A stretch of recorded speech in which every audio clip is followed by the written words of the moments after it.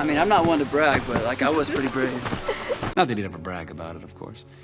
Paul doesn't like to brag, but the truth of the matter is he built his first development himself. All right, today we're going to tackle a word that can be a total social minefield, brag. We all think we know what it means, but getting it wrong can make things, well, really awkward. So let's dive in and figure this thing out. You know that feeling, right? You've got amazing news, maybe a new job or you aced a test, and you're dying to tell people. But then you kind of stop yourself. You worry, am I going to sound like I'm showing off? Yeah, we've all been there. And that's really the heart of what we're talking about today. Okay, so first things first. Let's get crystal clear on the basics. What even is bragging? So the official definition talks about excessive pride. And that word right there, excessive, that's the key. Look, sharing your success is not the problem at all. Bragging is what happens when that pride gets pushed way, way too far. See, a brag isn't just you stating a fact. It's got these specific ingredients. The whole focus shifts from celebrating something cool you did to proving you're somehow better than other people.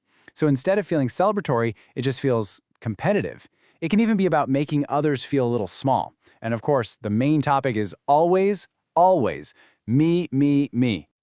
Okay, definitions are great, but what does this actually sound like out in the wild?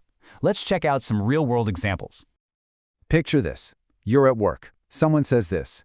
Notice, they're not just saying, I finished quickly. The real brag is in that direct comparison. It takes everyone else a whole day. Boom. That's the part that's designed to make them sound superior. Oh, and here's a classic you've probably heard in a classroom. When someone says the test was so easy for me, they're not just happy about their grade. They're also kind of dismissing all the hard work everyone else might have put in.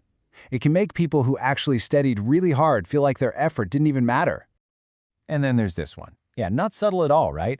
This conversation has nothing to do with cool technology. This is a straight-up competition. The speaker's using their phone to make the other person and their stuff feel inferior. So, those examples were pretty obvious. But bragging has gotten, well, it's gotten smarter, especially with social media. It's learned to wear a disguise. So let's talk about its sneaky and, let's be honest, super annoying cousin, the humble brag. A humble brag is basically a brag wrapped up in a complaint or a fake, ah, shucks kind of statement. The whole point is to show off without looking like you're showing off. It's a tricky move, but you know what? Most people can see right through it. Oh, this is a classic. You've definitely seen this online. On the surface, they're complaining, "Ugh, I'm so tired." But what's the real message they're making sure you hear? I just spent 2 weeks in Paris. The complaint is just the delivery system for the brag.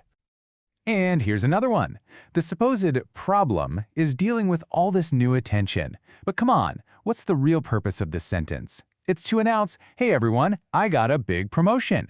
It's just framing their success as some kind of burden, when it's really just a brag in disguise. All right, so we've spent a lot of time on what not to do. So, what's the alternative? This brings us right back to our original question. How do you share your good news the right way? Let's look at this side by side. The bragging statement is pure competition. I was better than them. But now look at the sharing statement. It focuses on internal feelings, relief, nervousness. It's vulnerable. It's human. It makes people want to celebrate with you. Let's try another one. The brag, my car is way more expensive, immediately creates a contest where there's a winner and a loser. But this sharing version, that tells a personal story. It's about a long-term goal, about hard work paying off. It's all about personal joy, not about one-upping somebody else. So if you remember just one thing from all this, make this right here. Sharing connects, bragging competes. One pulls people closer and the other pushes them away. It really is that simple. Okay, now that we know the difference, let's make this super practical. This last part is all about you. It's your turn to share it the right way. Here it is, a super simple 3-step guide you can use anytime you have good news. First, just state the news, no frills. I got the promotion. Second, share how you feel about it. I'm so excited and honestly a little nervous. And third, and this one is a game changer, acknowledge others. I'm so grateful to my team for all their support. See how that works? It keeps the focus on connection and gratitude, not ego. And that all boils down to the single most important takeaway from this whole explainer. You should absolutely 100% Share your wins and your joys with the people in your life. You earned it. Just remember, it's not what you share, it's how you share it. That how makes all the difference in the world. And as we wrap up, I want to leave you with one last question to chew on. We've defined bragging in an English-speaking context. But is it viewed the same way everywhere? Does bragging mean the same thing in every single culture around the world? Something to think about. Thanks for hanging out, and I'll catch you on the next Explainer.